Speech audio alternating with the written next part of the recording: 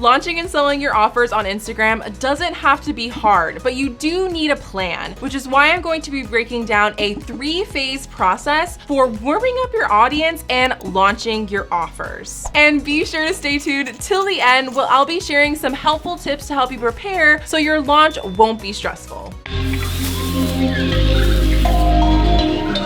I'm going to be breaking down the 3 main phases of your live launch, and this is specifically either selling something that is a campaign, so there is a start or ending date, or launching something completely new, like a new product or even a new business or service. So the 3 main phases are pre-launch, launch, and post-launch. And for that first phase, this is going to be the longest part of your timeline. I usually like to recommend at least giving yourself an entire month to warm up your audience, which is essentially your goal with your pre-launch phase. Really creating excitement around what is coming, but also really educating them on what is the problem that they have and what is the solution that you are eventually going to be offering. So a few content ideas that you can use during your pre-launch is, first of all, really educating your audience and positioning yourself as an expert with whatever that topic is. And then the next part of this is actually going to be talking about what it is that you're going to be offering. So hinting that a new product is coming, then maybe saying what the product's name is, and kind of giving them next steps on when the launch day would be, or if they need to join a waitlist or be a part of a pre-approved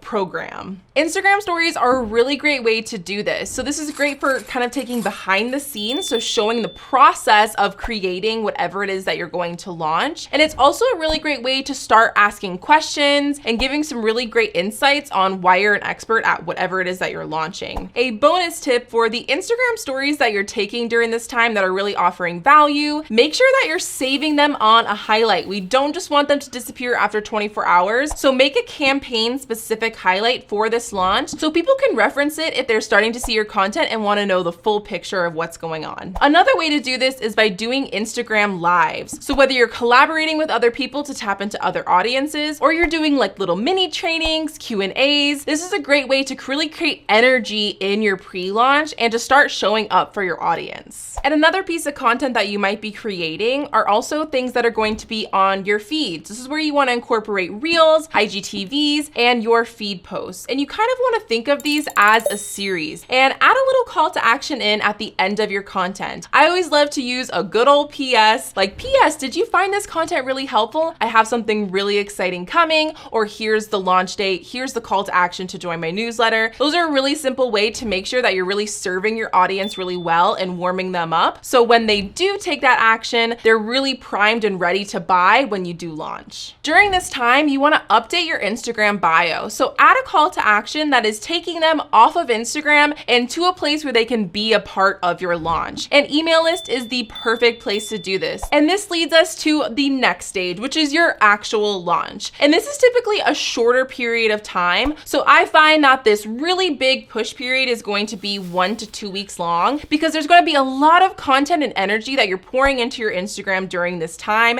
and you want to be sure that you're giving it your best. So while your Instagram content is typically following an 80-20 rule, so 80% of your content is going to be highly valuable and 20% of it's going to be sales and promotion, it's actually going to swap around. So 80% of your content is going to be selling and pushing your offer, and the other 20% is really going to be nurturing them, because not everyone's going to take a part of your launch, so you want to be sure that you're still serving your community well. I want to provide you with a formula that you can use during your launch. So the first part of this sales formula is going to be adding some intrigue. So why should they be interested, and what is the problem that you know that they are struggling with? And then the next stage is going to be kind of giving them a few ideas of what a transformation could look like and what the solution could provide for them. And then you're going to then give a very clear call to action. Here's how to take action, here's where to buy, here are those next steps. And you also want to be sure in this sales formula that you're adding some timeliness to it. Whether you're having a coupon, whether there's a time that the cart closes, you want to give people incentives so they can really take action and they don't wait till the last minute. I want to go over a few sales content ideas that you can utilize. The first being utilizing Instagram lives. I love to use lives when actually announcing the launch to go live the day of. This is a really great opportunity to answer all of those frequently asked questions that you're going to start to get and really start to engage people and give them them a face-to-face interaction. Here's an example of a brand utilizing live streams by having their founder go on live during the day of their launch. They're demonstrating how to use the product and they're answering all the questions around the launch. And they're also giving a little bit of a backstory, which really connects with their audience. The other way is actually bringing in former clients or customers and asking them what their experience was working with you. This is a really great way to build trust and kind of add a different voice into the launch versus just your own. As for your feed strategy, you want to focus on a few types of content. The first being, how can you share real reviews of the transformation that people can see or will see with your product? Another one is sharing the why behind what you created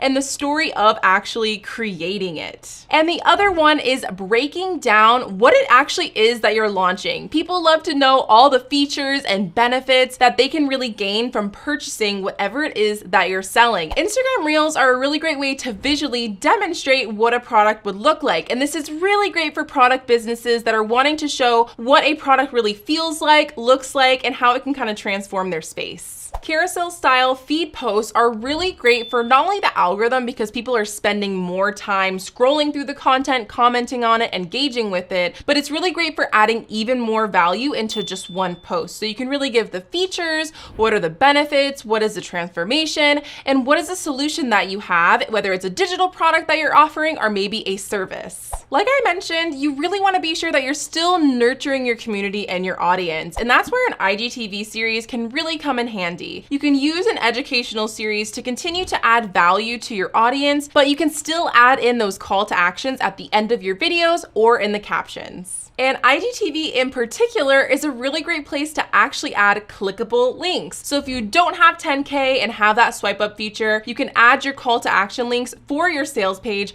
right in your IGTV videos. During your launch, you might feel like you're selling too much, but chances are your ideal customers might not even be seeing your content. So you can definitely double the amount of content you're creating on Instagram to make sure that you're really getting in front of your audience. Now let's touch on the final stage of your launch, which is post-launch. And I often find this is the most neglected because you put all this energy into having a really great launch and pre-launch, but you don't take the time to prepare your content so it's still flowing and nurturing your community even after the launch date has ended. So be sure you pencil in the time to plan and schedule content so it'll be posting even after the launch phase. Some people might have wanted to be a part of your launch, but maybe they want to the next time around. You want to give them that next launch date or restock date so they can really be prepared to be a part of your launch. This is also the perfect opportunity to start sharing the user-generated content that you're starting to get from your launch. We have a whole video about that if you want to learn more about UGC. Let's dive right into sales tips for Instagram. I'm actually going to be focusing on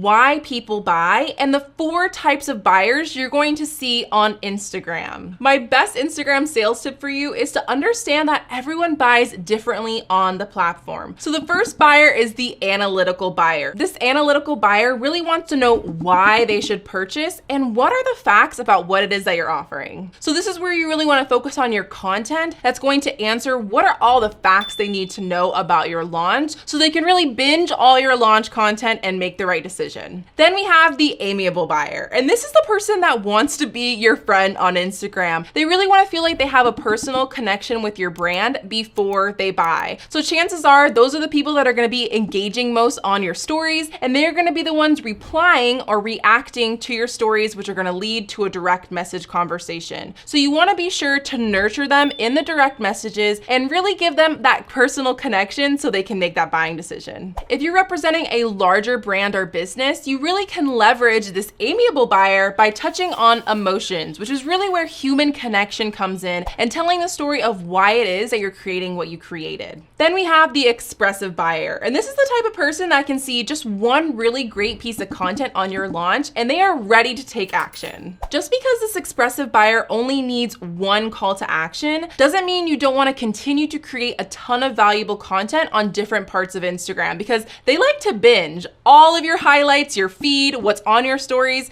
so then they can make that decision. And the last type of buyer is the driver. This is the lurker on Instagram that might not be engaging with your feed posts. They might not be reacting or replying to your Instagram stories, but just by seeing you consistently show up on all the types of Instagram, they're going to instantly know they want to make that decision to be a part of of your launch. It's important to understand that with these 4 types of buyers, your product might attract different types. So if you have a higher ticket offer, maybe they are more of that analytical buyer and they need to know all the facts to make that investment. But if your offer is a little bit more affordable, then they might be more of that expressive buyer that they really just need to see it to automatically know that they want it. So make sure when you're in that planning stage for your launch content that you're thinking of that specific type of buyer. Now, I know I said there was only 3 phases of your launch, but there's actually a 4th, and that's what we're gonna cover in the bonus. So it's really important to support the pre-launch, launch, and post-launch phase by creating your content ahead of time. So it's really gonna be stress-free